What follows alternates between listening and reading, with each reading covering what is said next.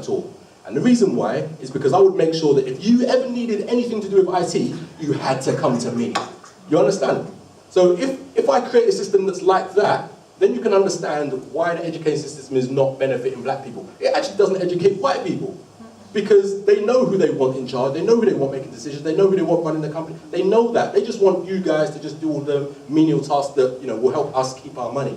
So when you're talking in terms of why is it not getting into schools, it's not getting into schools because they don't want it to get into schools. And to some degree, it will never get into schools on the level that we want it. And that's going to come back to we need our own schools, and that's a whole nother debate, okay? It's not even we need our own. Every other community has their own schools because they understand that. They understand that there's the stuff that you've got to do to get, into certain doors and whatever. There's, you need a GCSE to do this. You need an A-level to do this. You need a degree to do that. But in terms of what you need to learn in terms of, who your community is and what your community is going to do and becoming powerful as a race and becoming empowered as a race, you need an education for that. And the school don't provide an education at all.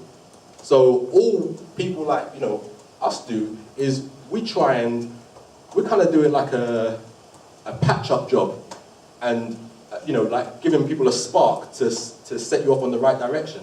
This learning your history, that's absolutely fundamentally basic. It's the beginning of everything in terms of what you want to do. And just getting your GCSE or getting your A-level is just one of those many things that you need to do. But it's just a start. So the getting this stuff into schools, that shouldn't be the focus.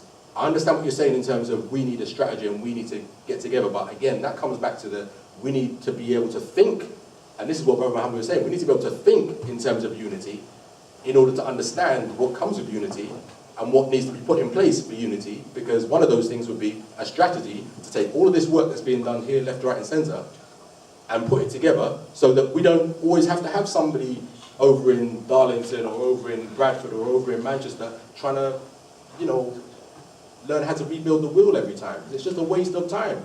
As you keep saying, we should have been a lot further on by now than we are, and we're not. But we know, and a lot of the educators are out here who are not here today know, that that's going to have to start with learning about who you are and why you're here. And it's very apt that the person who's put this together is called Nia, and Nia means purpose.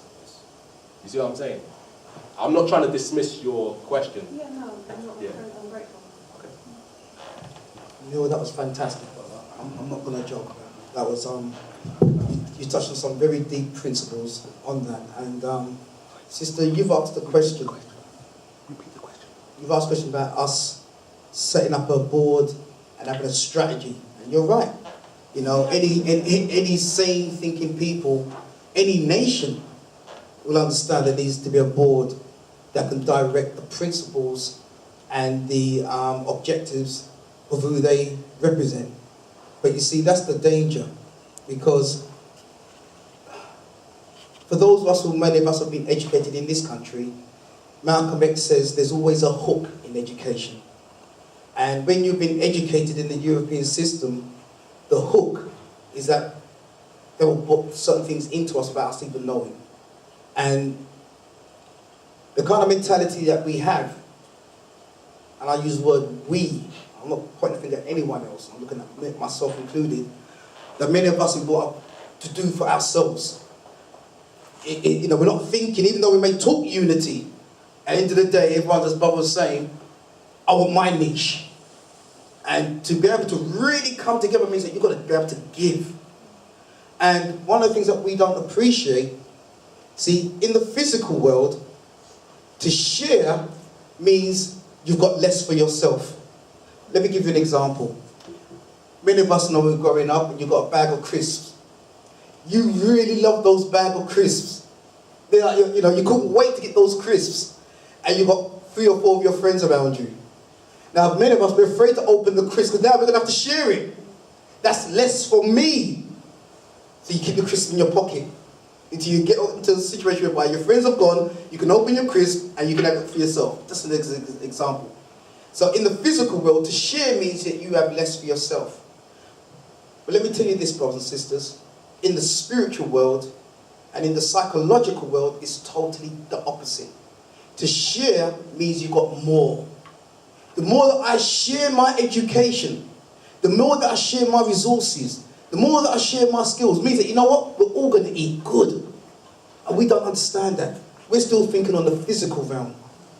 And I've tried to get certain brothers and sisters together. Let's do this together. Let's build this thing.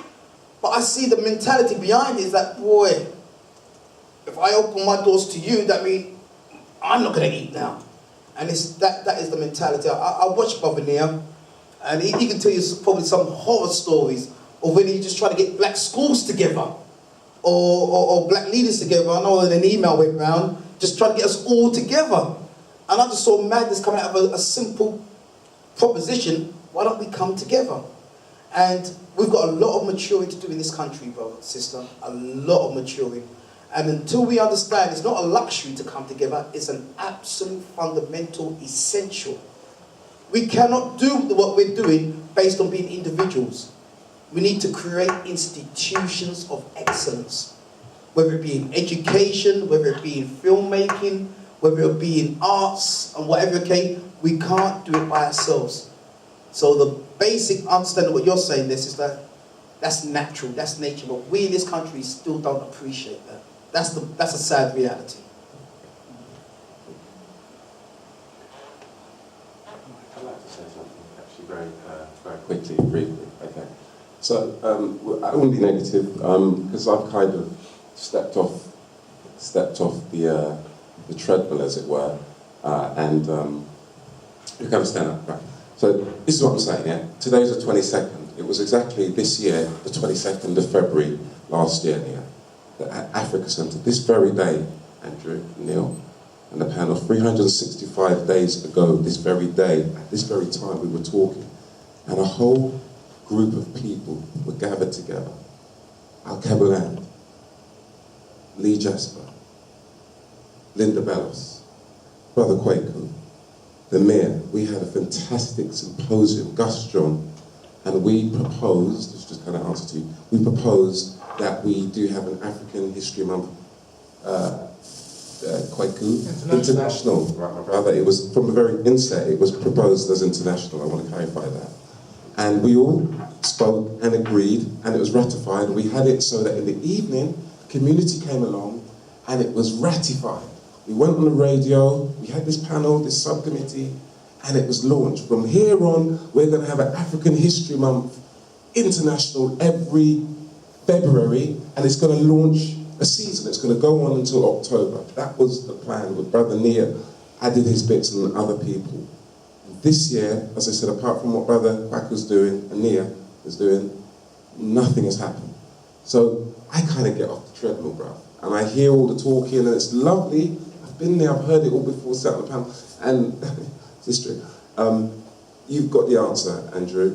We are kind of not mature. I think Neil was saying something about, we're just kind of not infrastructurally mature. We're kind of not, no matter how, I don't want to talk too much, but no matter how we kind of will it, we don't have the intelligentsia, in my opinion. Yes. So, yes.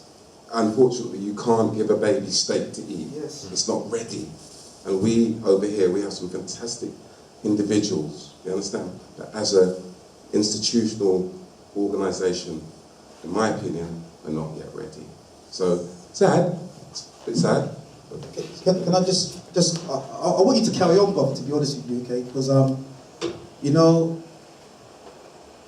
we cannot, even though we need a collective, a powerful collective, when you study world history, you see the most powerful revolutions didn't start with the masses, it started to do just a few coming together. And so sometimes that call goes out and you have all the big names come forward. Do not rely on the big names, beloved. And I'm including myself. Yeah? How can I say this? You see, brother, if I was waiting for everyone to agree with me and to move as a collective, I would not be doing what I'm doing today. I got to a situation whereby I understood that my dissatisfaction and my own personal frustration is going to be my power and my energy and my fuel. I know with you setting up Nubian Jack, brother, we've watched you. You could probably tell a million horror stories of what obstacles were against you, and what people may have come against you, and the people that you thought was on your side was against you, and so on. I don't know. I said you could probably tell a whole story and do a whole course on that. But what was more important for you, brother, to me, wasn't the how, was the why. Many of us get caught up on how we're going to do it, how we're going to do it, how we're going to do this, how we're going to do that. Don't let that be your focus. Understand that behind every how should be a why. Why must I do it? Why must we do it? And that why is going to be your fuel. It's your why, brother, why I've got all those blue plaques across London. You know why that you was doing it. You know, I don't know why. No, I'll explain. You see, many of you may know I love films. I love watching films with a third eye. I just can't help it. And for those of you who may have seen a film called Wolf of Wall Street, Leonardo DiCaprio, powerful film. Not useful. Sorry? Not useful. It's quite motivating. Well, it's a crazy film. I know. And madness takes place in that film. But why do I love it so much then? It's not a black-centered film. It's, Leo DiCaprio and Martin Scorsese directed it. Maybe it's talking about the bankers, might be okay. But what the film shows you is that here's an individual, based on a true story, making over $1 million per week. Per week. Yet his lifestyle was absolutely crazy and ended up in self-destruction. That's what happens to anyone who lives their life without a purpose. It wasn't the money that was his problem. He was making £1 million a week. But it was a life of an individual that had no purpose. That's what I'm talking about, the why. What we need to do, brothers and sisters, and I'm not doing any preaching, I've been really listening today, to be honest with you. We need to find out what is our purpose in life. And once we find out what our true purpose is, and we live by our purpose, then, brother, the right people will come together by the laws of attraction. You don't have to force people to come together. Let's get a strategy done or whatever, okay? The law of attraction that lives in this universe and powered by your purpose, you'll see the right people come together at the right time. We can't push it. It will happen, but we're just not right now got the right intelligence for it. The understanding that the more we give is the more we're actually going to receive. But I'm telling you that we are going to produce a generation that's going to do exactly that. Believe me on that. Thank you so much, my brother, as usual. What can I say after what you've said? I believe very strongly that, as has been said, we need to have the conviction to do what we believe we need to do and not to be too hung up on who is coming aboard and who is not. And know how to get the help where we need it. And if I look at somebody called Wangari Maathai, she wanted to, what shall I say, stop the deforestation in Kenya. She didn't wait for the whole world to get behind her. She started. And eventually, she achieved what she wanted to achieve. She even got a Nobel Prize. And this is something she said, is the little things citizens do that will make the difference. My little thing is planting trees. She had so much opposition, but she knew this is what she wanted to do, as you said. She had the conviction, and she got on with it. Today, a lot of people have joined the bandwagon, but when she started, so that's what you were saying, that if you just start doing what you need to do, other people will come along. Because sometimes we spend a lot of time, there are not enough people here, and so on and so forth. Let's just get on with it. Like Ruby and Jack did. You had a lot of opposition, but today we can see all the plaques that you have put up, and you have done what it is that you wanted to do.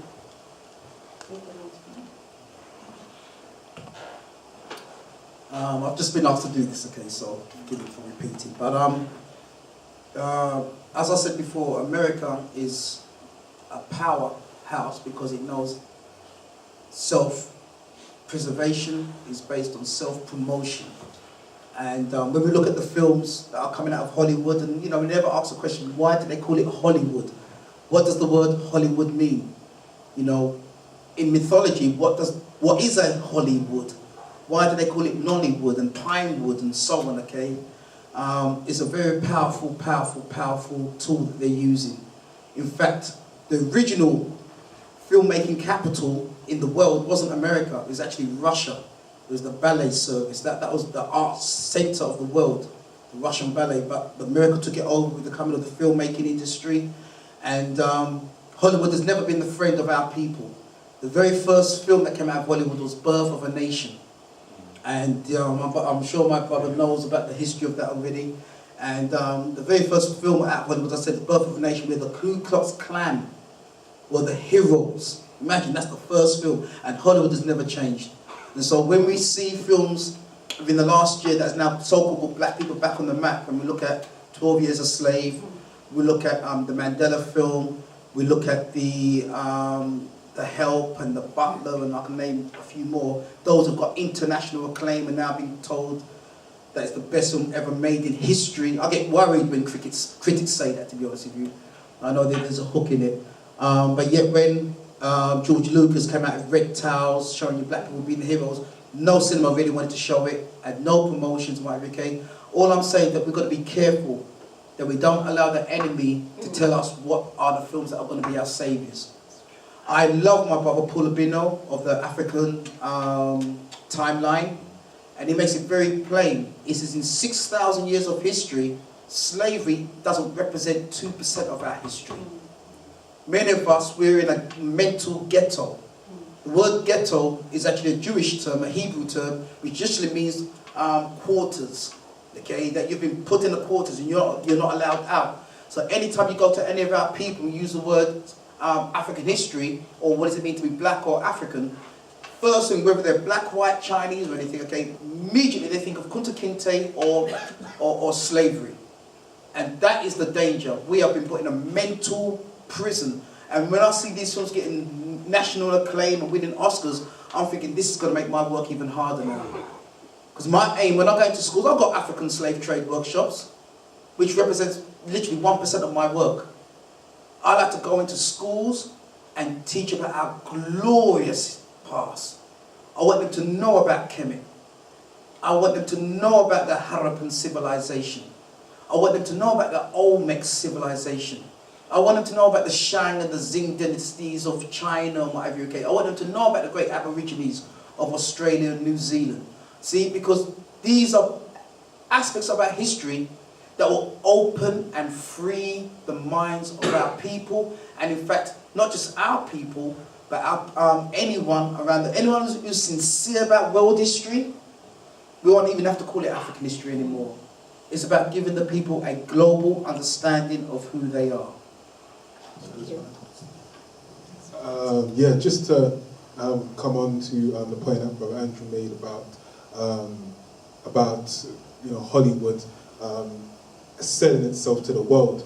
I think that there's as we come into the future now, and the channels of viewing or the channels for audiences to view open up, I think that there's a lot of opportunity right now for us to get messages out and to rebrand Africa, to rebrand different aspects of the culture. For me personally, I'm very excited about what the future has to hold, because as I mentioned before, I come from Nigeria. It's a country that doesn't really have 24/7 running electricity, yet they've built the third biggest industry in the world.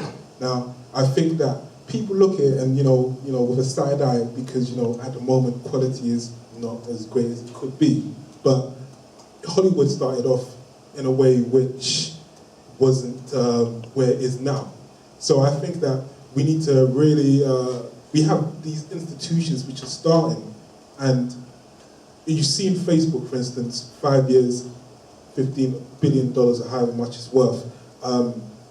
Growth can be exponential in these days and times, and we have these institutions which are starting up, and I think that it's essential to back them and also to promote them and to celebrate them. So for me personally, I'm just very excited about the opportunity that it is to change how we see ourselves and how the young people see themselves as well. Okay, I've got a message here on the NABSS Facebook page. I've asked some people to send in the messages. If they couldn't attend, they can send a message via the Facebook page. And this is from Kwame Obeying. Forgive me if I say it wrong. His statement is, African history is certainly not just in February or October, but forevermore. Slavery might have debased our history, but there are great things that we should be proud of.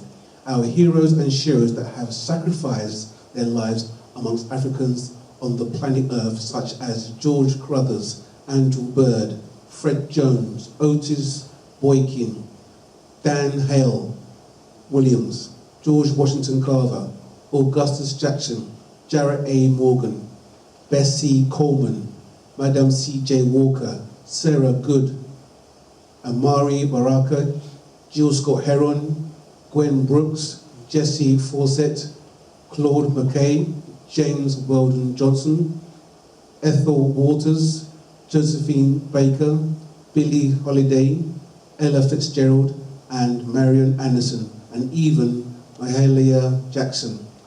Arthur Wharton beat racism to kick a bull and had opened the doors to Clyde Best, Cyril Regis, John Barnes, Roger Palmer, Viv Anderson, Howard Gale, David Rocastle, Ian Wright, and Clark Carlisle. Harold Moody, apart from owning his general medical practice, he uplifted Africans in the UK to fight for our human rights, especially during the Notting Hill uprisings. 59 years ago, when the racists murdered Kelso Cochran, a carpenter from Antigua. Sam Coleridge Taylor conducting the Royal Albert Hall.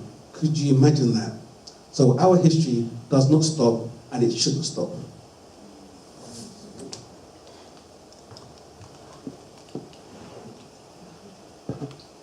So, another question, please. Well, it's not actually. I just feel that the panel didn't address the issue the sister raised about education and why we don't put together a book that tells of our history. I can point to one very significant book at the moment, and it was published by Oxford University. It's supposed to be on the reading list of every school. It's called Black History, Black British History. Now, it's a very dense book. It was edited by people that are well known in the black community. And that's the thing, the legitimacy of the book is that it's got well-known academics fronting it as editors. Now, that book is, I know, from certainly many of the schools in Oxford, are not accessible to the schools. They choose not to have it. So we, as black people, produce literature that says, this is our history, this is the history we want you to teach our children.